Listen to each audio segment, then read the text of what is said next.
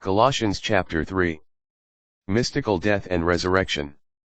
If then you were raised with Christ, seek what is above, where Christ is seated at the right hand of God. Think of what is above, not of what is on earth. For you have died, and your life is hidden with Christ in God. When Christ your life appears, then you too will appear with him in glory. Renunciation of vice.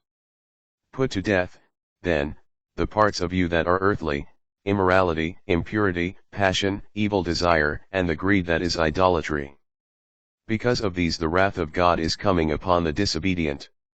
By these you too once conducted yourselves, when you lived in that way. But now you must put them all away. Anger, fury, malice, slander, and obscene language out of your mouths.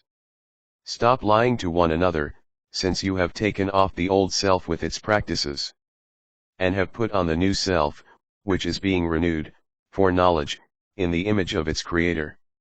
Here there is not Greek and Jew, circumcision and uncircumcision, barbarian, Scythian, slave, free, but Christ is all and in all. Put on then, as God's chosen ones, holy and beloved, heartfelt compassion, kindness, humility, gentleness, and patience.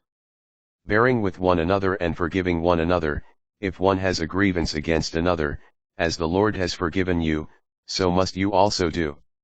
And over all these put on love, that is, the bond of perfection. And let the peace of Christ control your hearts, the peace into which you were also called in one body. And be thankful. Let the word of Christ dwell in you richly, as in all wisdom you teach and admonish one another, singing psalms, hymns, and spiritual songs with gratitude in your hearts to God.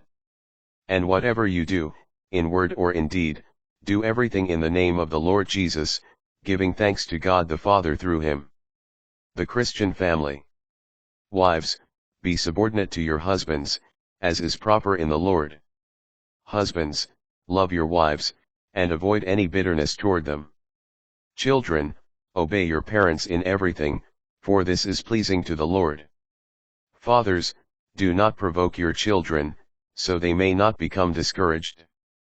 Slaves and masters. Slaves, obey your human masters in everything, not only when being watched, as currying favor, but in simplicity of heart, fearing the Lord. Whatever you do, do from the heart, as for the Lord and not for others. Knowing that you will receive from the Lord the due payment of the inheritance, be slaves of the Lord Christ. For the wrongdoer will receive recompense for the wrong he committed, and there is no partiality.